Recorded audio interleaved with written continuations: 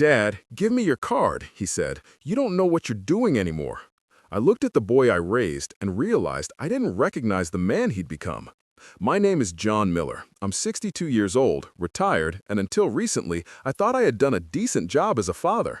I spent my life working as a machinist, saving every dollar I could, and raising my only son, David, with the kind of values I thought would make him a good man. Respect, honesty, hard work, those were the rules of my house. I didn't drink, I didn't waste money, and I never turned my back on family. But sitting there in my small living room that afternoon, watching David's face twist with impatience as he waited for me to hand him my bank card, I realized I had failed to teach him one thing: humility. It started small. He came over one morning with coffee, smiling wider than usual. He said he wanted to help me with my bills, that he'd noticed some of my checks were delayed. I thanked him, thinking it was a kind gesture. We sat at the kitchen table, and he walked me through my accounts on his laptop. Everything seemed fine until he mentioned that I should let him handle my finances from now on. "You're getting older, Dad," he said, his voice soft but firm. "It's better if I just take care of it. You don't need to stress about money." I remember chuckling, thinking it was sweet. But when I told him I preferred to keep managing things myself, his smile faded a little too fast.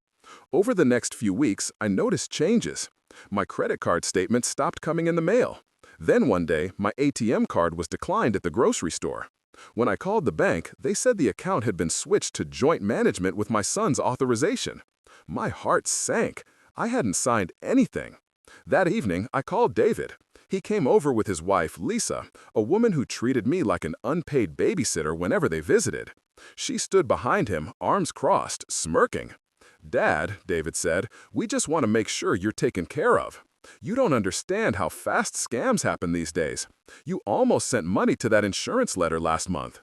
"That was a renewal notice," I said quietly, "for my car." Lisa laughed. "See, that's exactly what we're talking about." My stomach twisted. I looked at my son, not the man, but the boy who used to sit in my lap while I showed him how to balance a checkbook with play money. I remembered the night before his first job interview, how nervous he'd been. I told him money doesn't make you a man, how you handle it does. Now, that same boy was standing over me, treating me like a child. "Give me your card," David said again. "You don't know what you're doing anymore." I sat there for a long time before sliding the card across the table. His finger snatched it faster than I could breathe. For a few minutes, the house was silent except for the hum of the refrigerator. I wanted to say something, to remind him that I'd built everything he was standing in, but the words didn't come. There's a certain pain that doesn't fit into speech. It just sits there, heavy in your chest, pressing against your pride. After they left, I sat in my chair by the window. Outside, the autumn light had started to fade, stretching long shadows across the yard.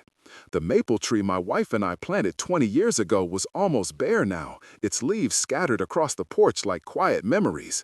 I thought about her, about how she used to say, "John, people change when they think they've outgrown you. That's when you see who they really are." I hadn't thought about Margaret in months, not deeply. Grief has a strange rhythm. It dulls, then suddenly sharpens again. But that night, her absence felt like a second loss. Not just my wife, but the only person who had truly known how to steady me. Later, I made myself tea and sat in the dark. The house was too quiet.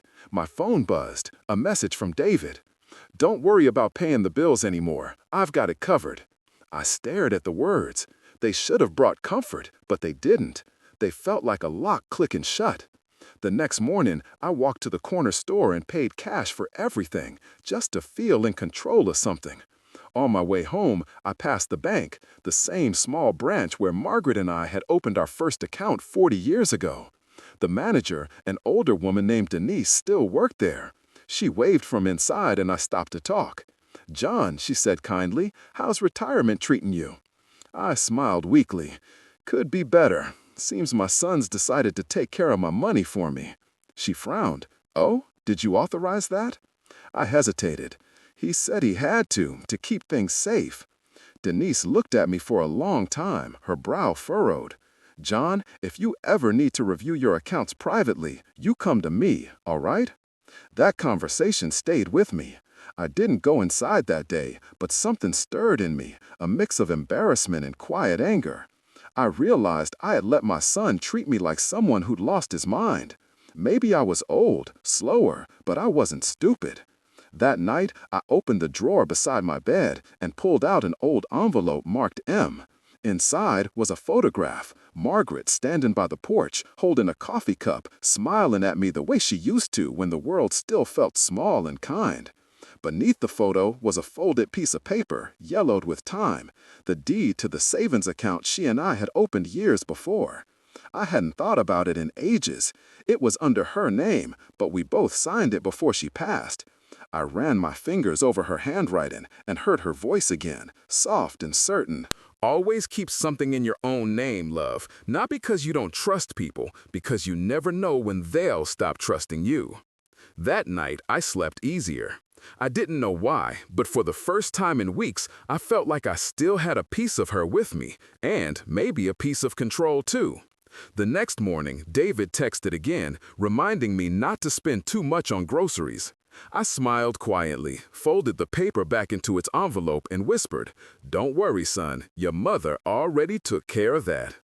And from that day on, I started to listen differently, not to what my son said, but to what his silence tried to hide. My name is John Miller, and if there's one thing age teaches you, it's that memories can hurt just as much as they heal. The older I get, the more the past feels like an old film reel, grainy, flickering, and full of moments I wish I could pause forever. Margaret and I met when I was 22. She worked as a clerk at the county records office. I was just a young man trying to find his footing in the world, working long shifts at the machine shop, my hands stained with oil and my pockets nearly empty. But every Friday, after cashing my paycheck, I'd walk into her office pretending I needed to verify some form or another, just so I could talk to her. She always smiled when she caught me lying. "You again?" she'd say. "You don't need a form to talk to me, John." She was gentle but sharp. She saw right through people, especially me. Within a year, we were married. It wasn't much of a wedding. Small-town church, borrowed suit, wildflowers she picked herself, but we had something real. We built everything from nothing. Every brick in our house, every meal on that old wooden table came from our shared effort. I'd work late into the night, and she'd keep the books for a few local shops to make ends meet. I still remember the smell of her coffee in the mornings, the sound of her humming while she hung the laundry. Life wasn't easy, but it was honest. And when David was born, we felt like the world finally gave us its blessing. He was our miracle, strong, curious, and stubborn, just like his mother. From the moment I held him, I promised myself I'd give him a life better than mine. We didn't have much money, but Margaret and I understood the value of saving. We opened our first joint account at the same little bank downtown. Denise, the same woman who waved at me years later, opened it for us. Margaret handled most of the saving. She was disciplined about it.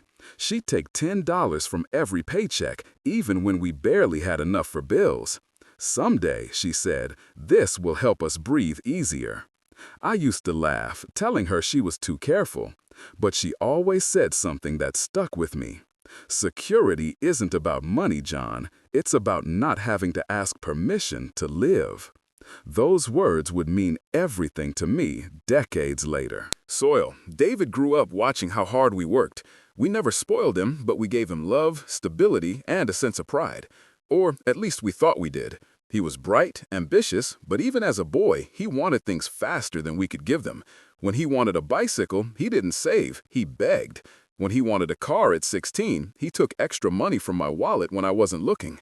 I let it go. I told myself it was youthful impulse, that he'd grow out of it. Margaret worried. "He's starting to believe love equals giving," she said one night while we washed dishes. "If we keep saying yes, he'll forget what earning feels like." I brushed it off back then. I didn't want to think badly of my own son. I thought the world would teach him those lessons for me.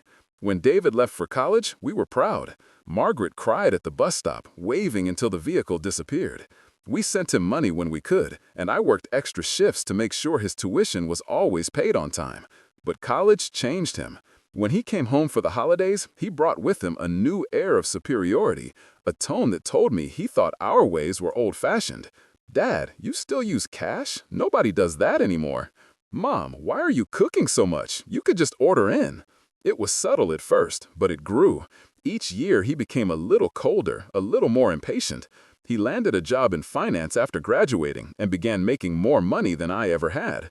I was proud until he started treating us like financial dependents rather than parents. Dad, you need better investments. Mom, you should sell that old house and move into something manageable. He meant well at first, I think, but somewhere along the way, he stopped seeing us as people and started seeing us as assets. Then Margaret got sick. It started with a cough she brushed off as allergies. Within months, the doctors were talking about words no one wants to hear. Tumors, chemo, stage 3. I spent my nights in hospital chairs and my days pretending to be strong. David visited once a week, sometimes less, always with his phone in his hand, always checking messages. Dad, he said once, you should let me handle the medical bills. It's complicated stuff. I looked at him, tired but firm. Your mother and I have handled complicated before. Margaret held my hand every night, whispering the same words. You'll be okay, John. Promise me you'll remember what we talked about. I didn't understand what she meant then, but the night before she passed, she made me open her bedside drawer. Inside was a small envelope with our bank seal. She smiled faintly and said, if anything ever happens, remember, this account is ours, not his. She was gone a week later. The house felt empty after that. I kept her belongings where they were, the mug she used every morning, her knitting basket by the couch. Soil, David came for the funeral, gave a short speech about how Mom always believed in saving for the future, and left 2 days later. He didn't even stay for the reading of her will. She hadn't left much, but everything was honest. Some jewelry, the car, the house. Months passed before the real distance began. Calls became shorter, visits rarer. Then, years later, came that afternoon when he asked for my bank card, claiming it was for my own good. When I think about it now, I realize it didn't start with greed. It started with pride, the kind that turns into arrogance when left unchecked. He thought he knew better, thought age made me weak. He forgot that wisdom doesn't fade when your hair turns gray. It deepens. Sometimes, late at night, I sit on the porch with a blanket and think about Margaret. The wind rustles through the trees, and I can almost hear her voice. Keep something in your name, John, she whispers, just as she did years ago. Because even love needs protection. That memory, that single piece of advice, became my anchor. I didn't know it yet, but that hidden account in her name would become my salvation, the one thing standing between me and complete humiliation. And while my son thought I was getting weaker, what he didn't know was that every time he tried to tighten his grip, Margaret's wisdom was loosening his hold. The weeks that followed were a quiet kind of storm, the kind you don't see brewing, but you feel it, heavy in the air. My son began to show up at my house unannounced, not to visit, but to check on things. Every visit felt like an inspection rather than a conversation. He'd glance at the mail, count the grocery bags, even ask how much I spent on medicine. It wasn't care, it was control. I didn't say anything the first few times. I told myself maybe this was just how the younger generation showed responsibility now, through overprotection. But then, one morning, I found out my phone bill hadn't been paid because David switched it to automatic billing. A few days later, he replaced my cable plan with a cheaper one. He even told the pharmacy to send the invoice to his email instead of mine. Piece by piece, my life was being rearranged around his decisions. One Saturday afternoon, I went to the hardware store just to pick up a few things for the garden. The clerk, a young fellow named Carl, rang up my items, and I reached for my wallet. My old debit card didn't work. He tried again, same thing. The people in line behind me started to shuffle impatiently. My ears burned. I smiled through my embarrassment and handed over a few crumpled bills from my pocket. But inside, I felt small, smaller than I had in years. That evening, I called David. "Son, my card didn't work today." "Oh yeah," he said casually. "I closed that account. You don't need multiple cards lying around. Too easy to get scammed." He said it like he was talking to a child. Soil, like I was incapable of understanding the world I had lived in for 6 decades. I wanted to yell, but I didn't. Instead, I said quietly, "You could have told me." "I'm telling you now," he replied, and hung up. After that, Lisa started getting bolder too. She'd drop by with that fake smile of hers, pretending to bring me dinner. "We just worry about you, John," she'd say, standing in the doorway without taking off her coat. "You've always been so generous, but you shouldn't handle big decisions alone anymore. It's stressful at your age." At my age? Every word from her mouth carried that poison sweetness, the kind people use when they think they're smarter than you. I thanked her for the food, but once she left, I pushed the tray aside. I wasn't hungry. The next day, I decided to go for a walk, to clear my head. My route took me past the little bank downtown, the same one Margaret and I used for years. I stopped, staring at the blue sign, thinking about her laughter echoing in those halls. Something inside me whispered to go in. Denise was at the counter, her glasses perched low on her nose. When she saw me, her face softened. "John, you look like you've seen a ghost." "Maybe I have," I said with a half smile. She invited me into her office. The blinds were open, sunlight falling across her desk. "Now, tell me what's going on." I hesitated, then told her everything. How David took my card, how he'd linked my accounts, how I wasn't sure what was left that I actually controlled. Denise listened without interrupting, her brow tightening as I spoke. "John," she said finally, "you can't just let him manage everything if you didn't authorize it. Do you remember that other account, the one under your wife's name?" The mention of it made my heart thump. "I do," I said. "It's been years since I touched it." Denise nodded. "It's still active, and legally, since you're the surviving joint holder, it's yours now. You don't need anyone's permission to access it." She slid a small form across the desk. "If you'd like, I can set it up so no one else has visibility on it, just in case." I looked at that paper for a long moment before signing it. My hand trembled slightly, but not from age, from relief. For the first time in months, I felt like I had a lifeline. When I left the bank, the air felt cleaner. I walked home slower, my steps steady. The envelope with the account statement was tucked safely inside my jacket. I didn't open it until that night. The balance wasn't huge, but it was enough. Enough to remind me that I wasn't powerless. Over the next few weeks, I said nothing to David. I let him believe he had full control. He'd text me reminders about bills, and I'd nod politely, knowing all the while that Margaret's account was safe, untouched by his reach. But it wasn't just about the money anymore. It was about what it represented, my dignity, my independence, my memory of the life Margaret and I built together. Every dollar in that account carried a story, a piece of our past, something no one could take. Then one evening, things took a turn. David came over, this time without warning. He looked tense, holding a folder under his arm. "Dad," he said, sitting down without asking, "I've been looking into selling the land up north." I frowned. "The cabin property? That land's been in our family since my father's time." He shrugged. "It's wasted space, Dad. Taxes are high, and no one's using it. If we sell now, the market's good. I could reinvest it and double the value in a year."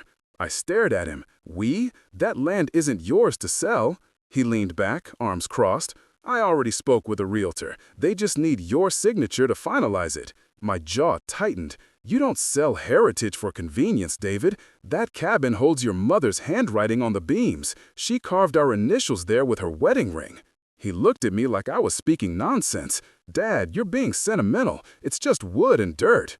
For the first time in my life, I raised my voice at him. "It's our family's history." Lisa appeared in the doorway then, her tone sharp. "John, don't get upset. He's just trying to help." Help? That word had become a knife. I took a breath, then asked, "And how exactly did you plan to sell it? You'd need my signature." David smiled, a small, smug smile that made my blood run cold. "Don't worry, Dad. I've got it covered." Something in me froze. I didn't know what he meant, but I could guess. I kept my face calm, nodding slowly, pretending to be too tired to argue. But inside, my mind was racing. After they left, I went to my room and searched my files. My folder containing property papers was there, but the last few pages were missing, the ones with the signature line. My hands clenched around the folder as my heart pounded. He'd done it. He'd forged my name. That night, I didn't sleep. I sat by the window, watching the streetlights blur through the glass. Margaret's voice echoed in my mind like a whisper from the porch. Always keep something in your own name, love.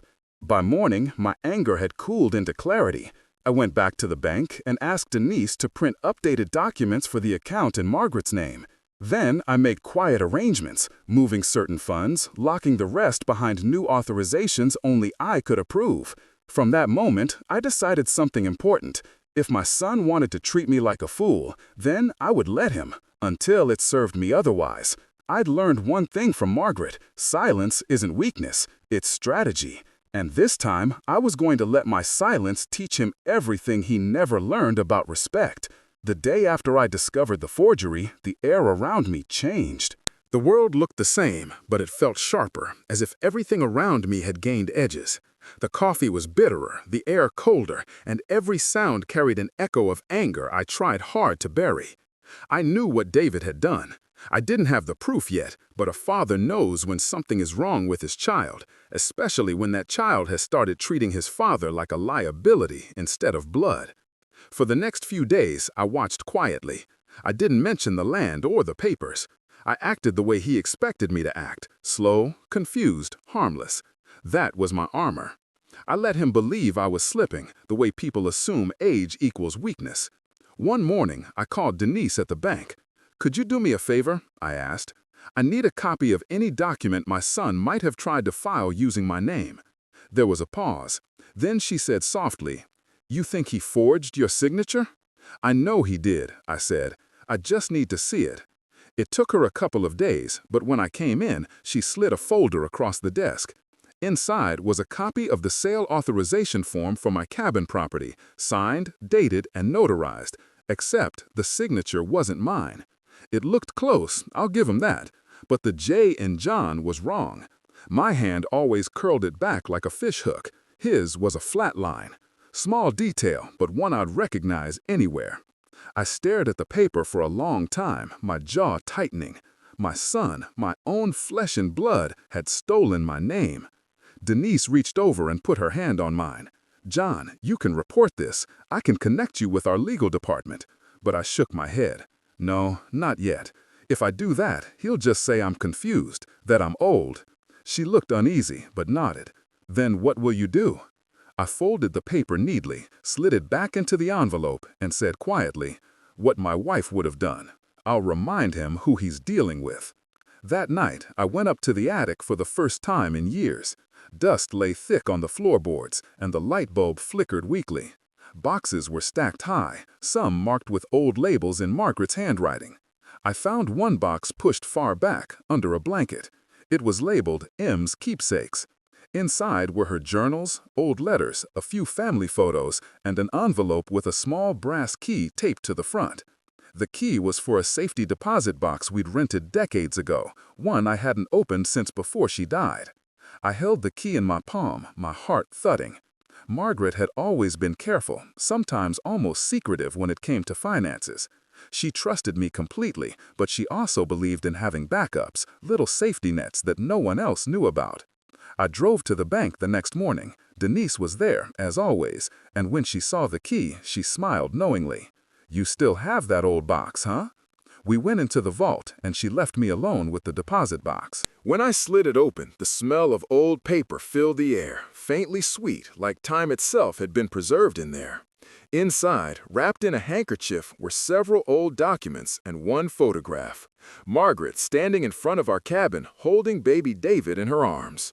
On the back, she'd written, "Everything we have belongs to love, not greed." Below that photo was a sealed envelope with my name on it. My hand shook as I opened it. Inside was a handwritten note. "John, asterisk. If you're reading this, I'm probably gone. Don't be sad, love. We had a good life. You always said our son would grow up strong. I hope he does, but if he ever forgets the meaning of what we built, this will remind him. The account in my name is yours now. You earned it.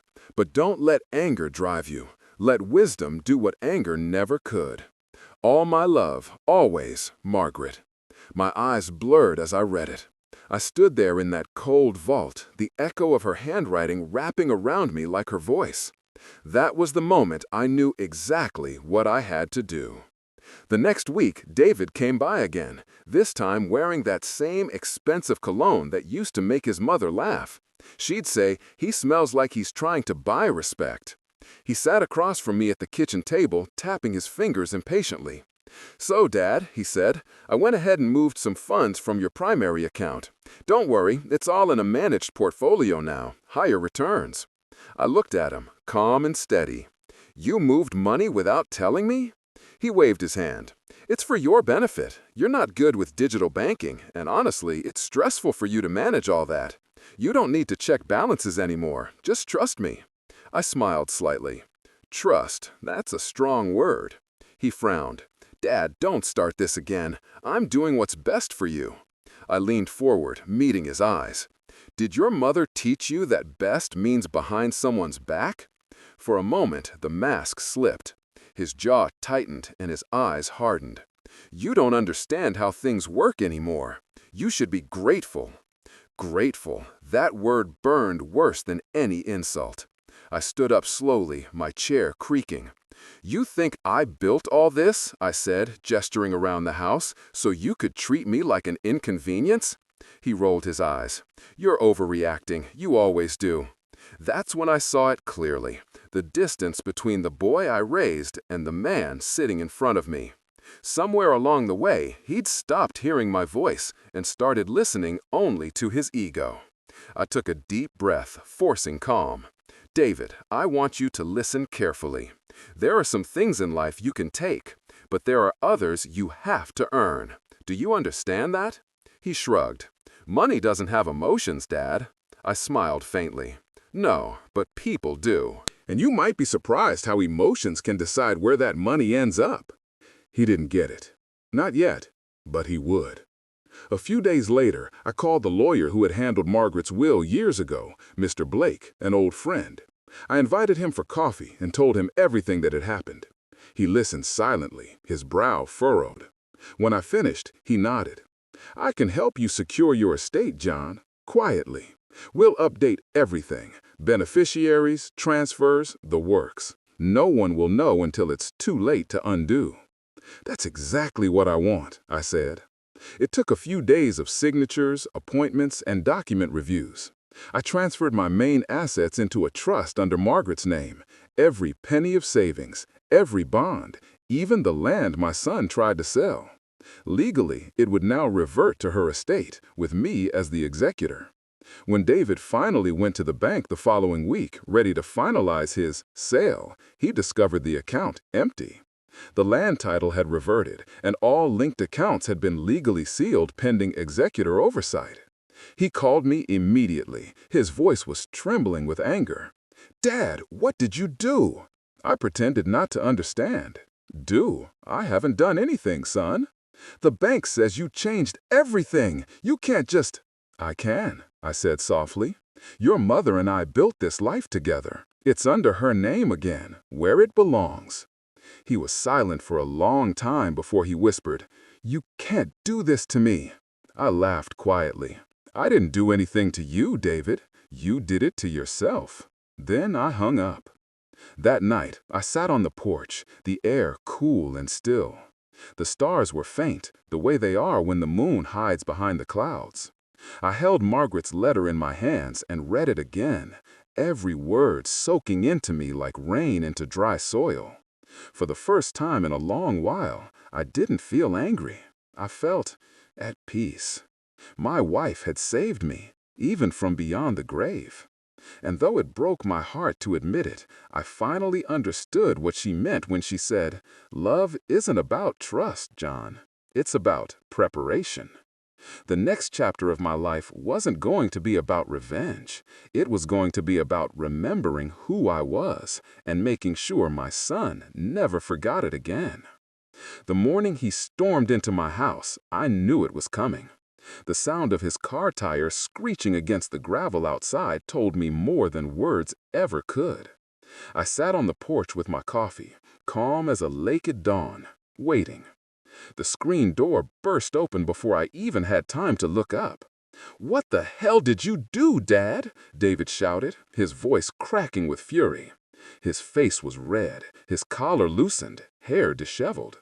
He looked less like a man in control and more like a child who had just lost his favorite toy. I took a slow sip of coffee and set the mug down. "Good morning, son." "Don't play games with me." Soil, the bank says everything's frozen. The trust, the accounts, the property, they said it all got moved under Mom's name. She's dead, Dad. You can't. I raised a hand, gently cutting him off. Watch your tone when you talk about your mother. He froze, breathing heavily. The silence between us was so thick, I could hear the ticking of the old clock inside the house. You changed everything without telling me, he said, his voice lower now, almost trembling. Do you have any idea what you've done? You've tied up everything. I can't move a cent. I stood up slowly, looking him in the eye. You can't move a cent because you tried to move what wasn't yours. He blinked, confused, then defensive. You're losing it, Dad. You don't know what's going on. I smiled faintly. Oh, I know exactly what's going on. You tried to sell the cabin land by forging my name.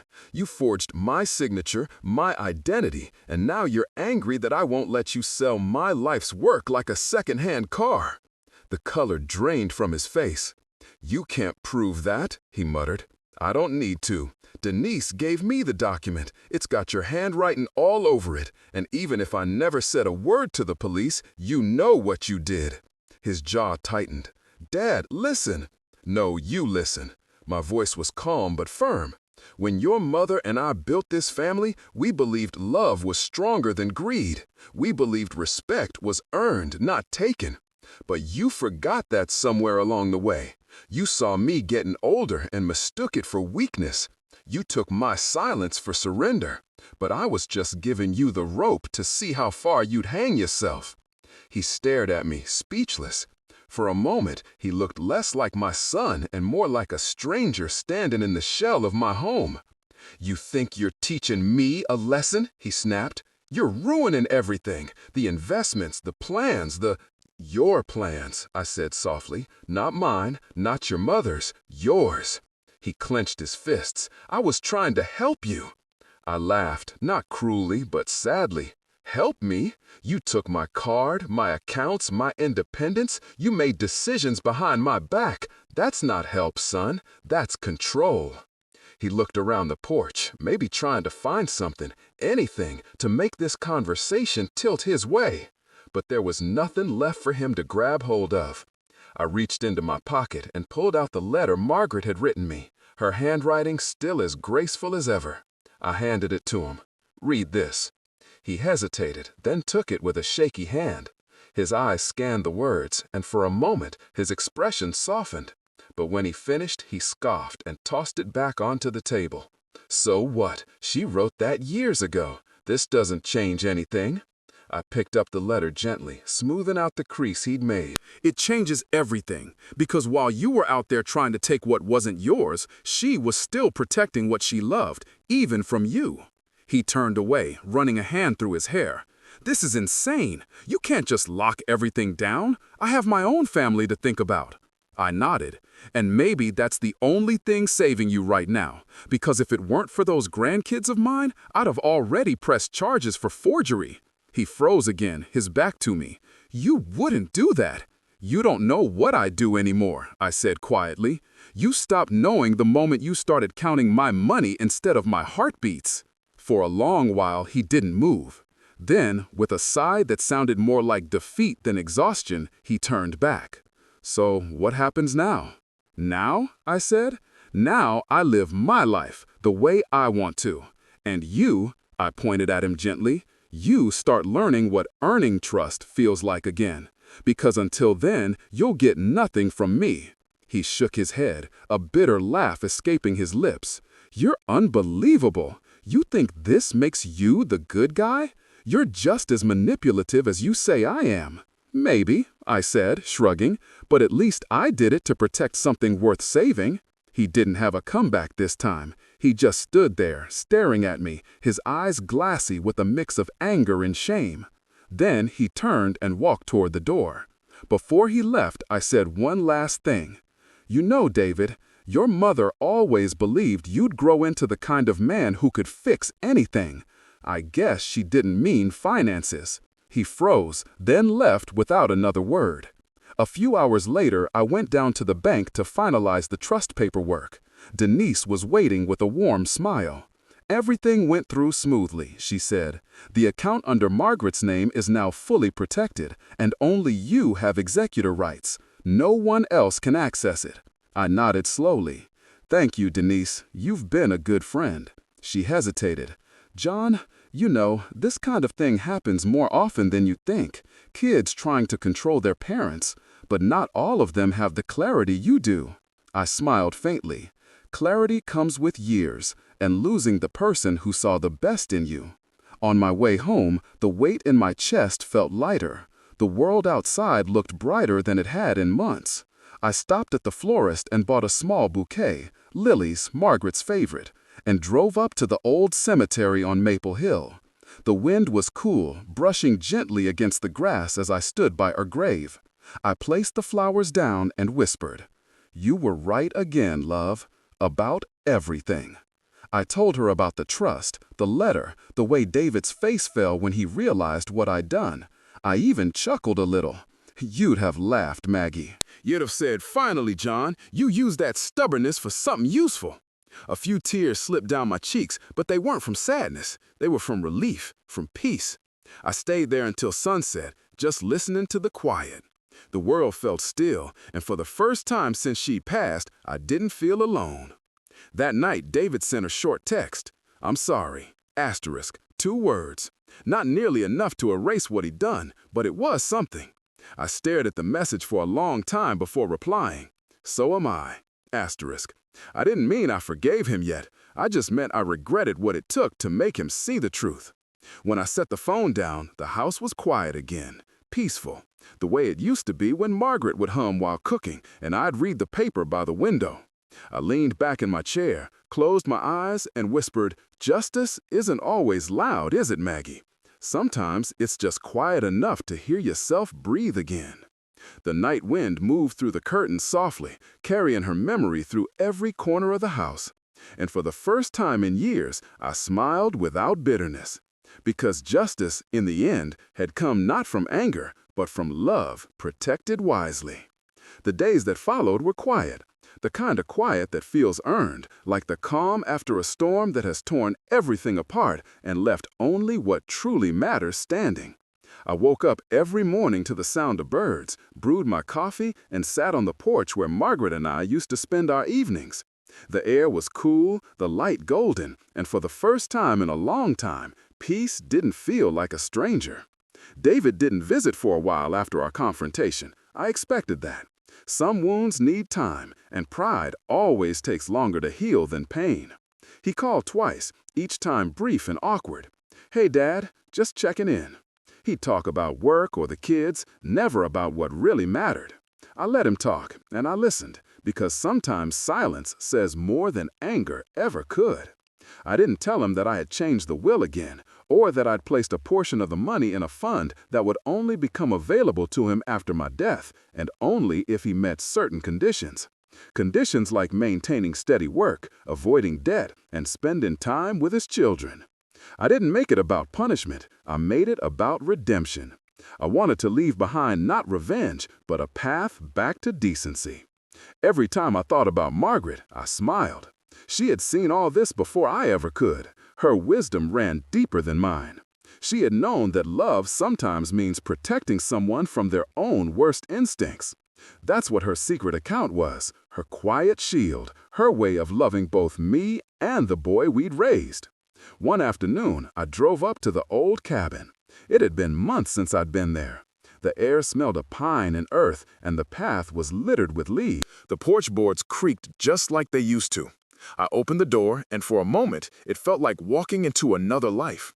The sunlight streamed through the small windows, landing on the carved initials on the beam. J plus M, the heart between them faded but still there.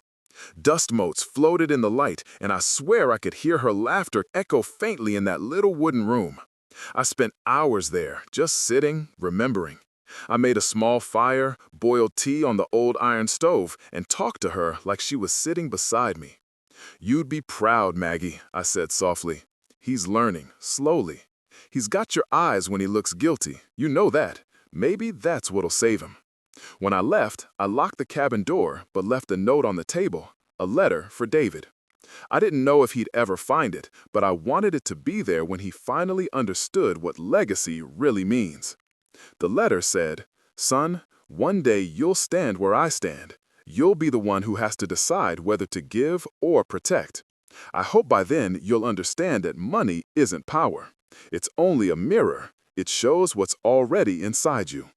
If you ever come here and read this, don't think about what you lost. Think about what you can still rebuild. Love, Dad." A few weeks later, there was a knock on my door. I opened it to find David standing there, a little thinner, his eyes tired but softer. He held a small box in his hands. "Hey, Dad," he said quietly. "Hey, son." He looked around, awkwardly shifting his weight. "Can I come in?" "Of course." We sat at the kitchen table, the same one where our arguments used to echo. For a while, neither of us spoke. The only sound was the ticking clock on the wall. Then he slid the box across to me. "I found this when I was cleaning out Mom's things from storage," he said. "Didn't know if you still wanted it." I opened it. Inside was Margaret's old recipe book, the one she used every Sunday to make her famous pot roast. Her handwriting filled every page, notes in the margins, little doodles of hearts and flowers. I felt a lump in my throat. "She'd be glad you found it," I said softly. David nodded, his voice low. "I've been thinking a lot, Dad, about what happened. I messed up. I thought I was helping, but I was just trying to feel in control. I didn't realize what that felt like for you." I looked at him for a long time, searching his face for the boy I used to know. I saw him there, somewhere behind the tiredness and regret. "You're my son," I said finally. "You'll always be my son. That won't change. But trust takes time to rebuild." He nodded. "I know. I don't expect you to forgive me right away. I wanted to start over." I reached across the table and put my hand over his. "That's a good start, David." He stayed for dinner that night. Soil. We didn't talk about money or property or accounts. We talked about Margaret, about the grandkids, about life. For the first time in years, laughter filled the house again. It was small, hesitant, but real. That night, after he left, I sat on the porch again. The sky was deep blue, full of stars, and the wind carried the faint scent of lilacs from the yard. I could almost feel Margaret sitting beside me, her hand resting on mine like it used to. "You were right, love," I whispered. "He's learning.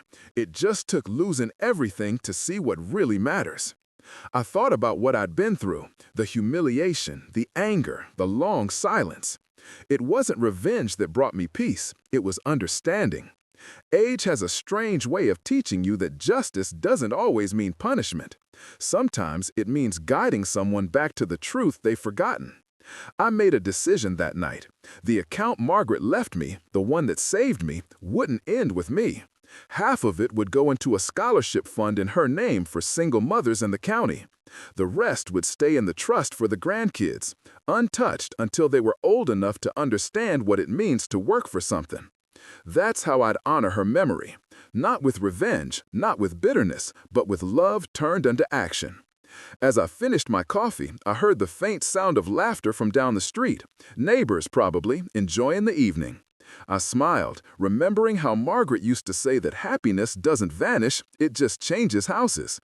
I stood, stretched, and looked out at the horizon. The porch creaked beneath my feet, the same way it had when we built it together all those years ago. It felt like it was still holding us, her and me, our memories, our lessons, our love. Before I went inside, I looked up at the night sky and said softly, "Maybe money changes people, Maggie, but love, real love, changes what you do with it." And for the first time in a long time, I felt her there beside me, smiling in the silence. That's the thing about growing old. You don't just collect years, you collect meanings. You learn that the battles worth fighting are not for wealth, but for dignity and for the memories that make life worth living. I closed the door behind me, the sound gentle and final, like the last page of a long, hard story closing. But on the porch, the echoes remained, whispers of a life well lived, of a man who learned that justice, when guided by love, is the truest kind of peace.